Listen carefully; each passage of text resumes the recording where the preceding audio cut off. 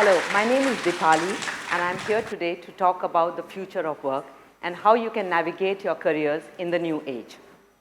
With 23 years in the recruitment and human resources industry, I have been working with a range of employers who come across diverse industries and at different geographies and different levels. In talking to a lot of employers, the question on everyone's mind is, what is the future of work going to look like?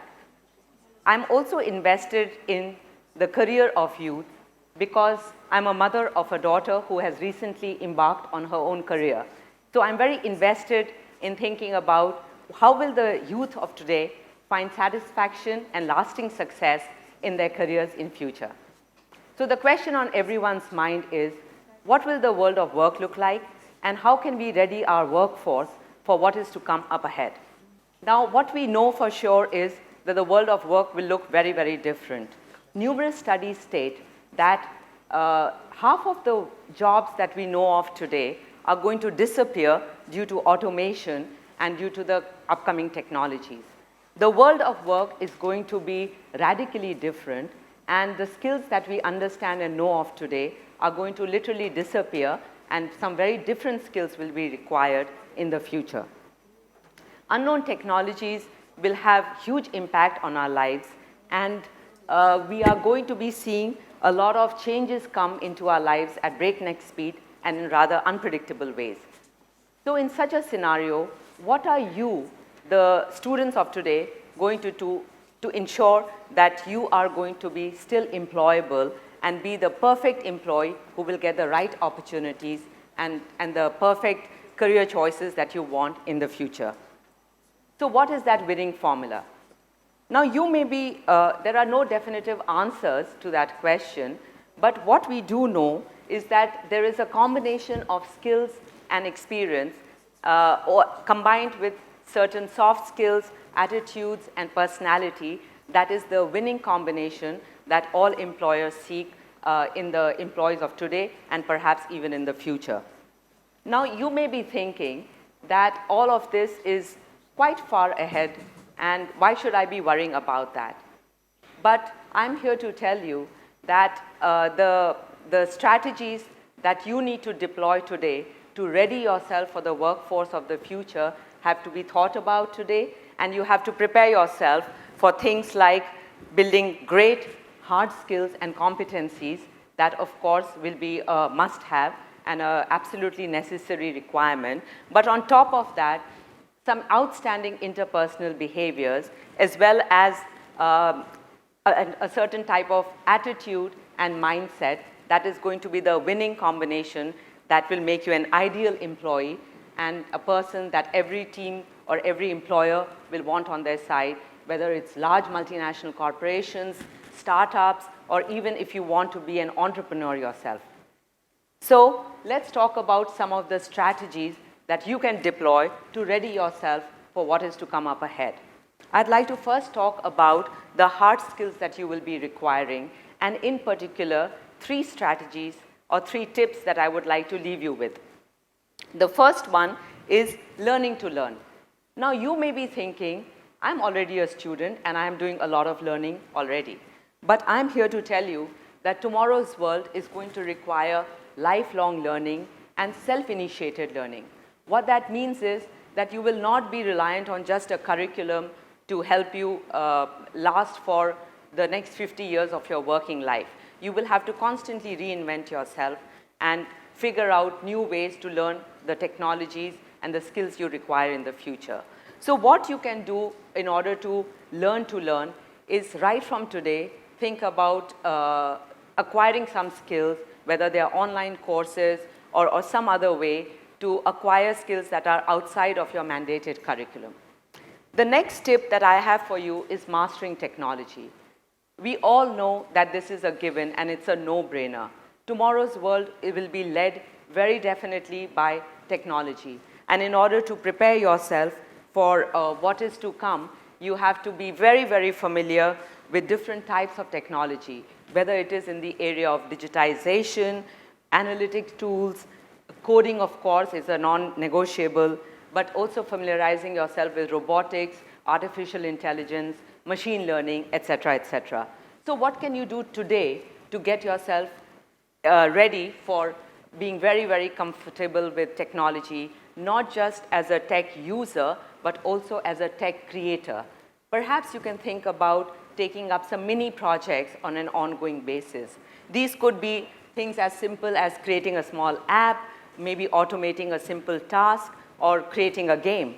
But in any way that you can, get yourself familiarized with technology, become used to creating tech programs and software, etc., so that whenever you are in the workforce, you are very comfortable with utilizing technology. The third tip that I have for you today is getting very familiar with the working world, the real world of work. Now, I understand that youngsters are, of course, very committed to doing some internships, particularly in their school breaks, etc. But this is done mostly with the idea of padding up your CV for a college entrance, or perhaps with the idea of getting your first job. But I'm here to also advise you, if I can, that getting familiar with the working world right from a young age is a great strategy to be able to expose yourself to what the real life challenges are, and letting your mental muscles flex and in preparation for what the real world looks like. So if you can be volunteering, doing part-time work, not just in a formal or a corporate setup, but perhaps on a regular basis, in informal setups, even in social work, that is going to really help you and give you an advantage in the future. Having talked about hard skills, I'd like to now move on to interpersonal behavior. So the first thought that I would like to leave you with is engaging your emotional muscles. Now, emotional muscles are very much like physical muscles. You either use them or otherwise they become weak. In tomorrow's world, your EQ is going to be the big advantage that you will have over technology. So high EQ is not just a nice to have, it's a mandatory skill. And in order to develop that from today, you have to, from today, start to learn to engage with the world around you in a more warm, supportive, and collaborative manner, because that is what you are going to really require in the working world in the future. So if you would like to challenge yourself to be more engaging than you currently are, and I'm sure most people already are, but the world of work will be very different with very different type of people, and you need to be developing a very collaborative style to get along with them. So the second tip that I have for you on this is getting out of your cliques. It's very understandable that young people may want to be hanging with people like themselves who are similar in age, in culture, in terms of socio-economic classes. So that is understanding, of course, but unfortunately the world of work is very mixed up. It is not homogeneous, it is very diverse. And more than that, when you are thinking about your customers, they of course may be very, very different from you. And you have to develop a style where you can understand what they need, what they mean when they are saying something, and how to get along with them, and also how to meet their needs, particularly your customers. So right from today, if you can be challenging yourself to build social networks that are over and beyond your comfort zone, and engage with people, form deep connections with people who are of different age, different socio-economic background, and different cultures, then you will perhaps build that understanding from now to get ready for this diverse range of people that you will have to interact with in the working world. And that will make you a high potential employee that everybody will want on their side. My final tip on how to develop good interpersonal skills is about caring about issues. Now, why the world of tomorrow is going to require innovators and change agents who are going to lead their employers into the new territory and make things better. In order to be an innovator, you have to care about issues, first of all. Secondly, you have to have the confidence to be an advocate, to be able to speak about issues that you care about with confidence and engage your audience. But over and above that, you must then possess the initiative to do something about it, to fix the issues that you are seeing around you. So in order to do that, right from today, no matter how young you are, pick up some issues that you care about, that resound with you, and become an advocate for those issues, and try to fix them in your small way, however well you can, so that you are able to develop empathy and become an innovator. On this, I would like to share with you a quote that Satya Nadella, the CEO of Microsoft, very recently said. And he said, "Innovation comes from having deep sense of empathy." So in order to be an innovator, care about issues. And finally, I would like to talk to you about what I believe is the most important attribute that you can have. The right attitude and the right mindset is going to be the catalyst.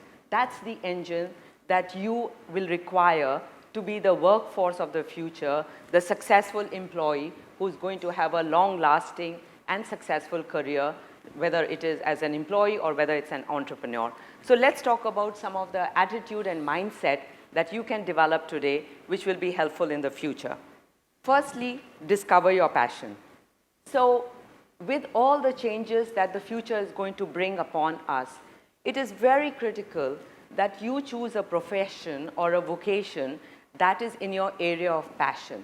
If you just choose a vocation that is a safe choice, or because you come under some kind of peer pressure, parental pressure, or because you think that is going to make you a lot of money, I'm afraid if it is not in your area of passion, you may not be able to weather all the changes that will be coming in your profession, and you may face very early burnout. So it is absolutely imperative that starting today, you try to discover what is your passion. And in my mind, passion is really about where your deep talents meet your strong interests. And where talent and interest meet is where you can have a long-lasting success. So please work on discovering this for yourself and then build a career or a vocation around that. My second tip for you on this is embrace ambiguity. So uncertainty is an absolute given in the future. No one can give you a structured path, or no one can assure you a life or a working life that is going to go as planned for the next 50 years. So in that scenario, when there will be a lot of unknowns and you will have to step into uncharted territory, how can you create a mindset that is going to embrace this uncertainty and not get defeated by it, but rather be very resilient and very ready to take this on? From today, my advice to you would be that starting today, if you face any difficulty, any setbacks, instead of complaining about it, think of it as preparation for the future. And if some well-meaning adult in your life, parents, teachers, etc., are trying to make your life comfortable, perhaps you can tell them that I would rather develop my grit and resilience by taking on this challenge and dealing with it myself, rather than allowing the adult in the life to make it comfortable for me. So that would be one great way of preparing yourself for what is to come in the future. And my final tip on this topic would be becoming a problem solver. Now, whether it is an employer of today or in the future, everyone highly values a solution-oriented employee. If you are to be amongst a crowd of people and you have to be picked up as a high potential employee, then the one trait that you need to have is solution-oriented mindset. So what that means is that, of course, on an ongoing basis, in any situation in the world, there are problems. And many of us may tend to focus on the problem, but some of us, the exceptional ones, tend to focus on how to fix it quickly. And that is a mindset, the solution-oriented mindset is one that is the winning formula. So how do you develop that from today and make sure that that is on your side for all times to come in the future? So if you care to look around in your life, at home, in school, or even in your community at large, there will always be some small or big problems that you will see. Now, you may, as a young person, think that, you know what, this is not my problem, it's for the adults to solve this issue. But here to encourage you to think about it in a different way. How about if you think to yourself, what if I was in charge? What if I had to solve this problem? How would I go about doing it? And every time if you look at a problem and force your mind or encourage your mind to think about how would I solve this problem, slowly but steadily, your creativity will start to get unleashed and your mind will start to automatically think about solutions every time it sees a problem. And once you start to practice this on an ongoing basis and it gets ingrained in you, then you are definitely going to be a solution-oriented individual who is going to, whenever they see a problem, a challenge, anywhere around them, think of the solution, and your creativity will naturally force you to come up with good ideas, which will most often work. And that is what the employers of tomorrow are seeking from you. Because in uncharted territories that we will be going, nobody quite knows what problems you will have to deal with. But if you have that right mindset and attitude to think about the solutions, then definitely you are going to be able to solve the problems that come upon you or on your employer. So there you have it. These are some of the simple tips that I can share with you, which hopefully will not take you far away from your studies, will not be too much of an encroachment on your time, but nevertheless will set you right with the right mindset and the right attitude and the right skill sets to be a successful employee in the future.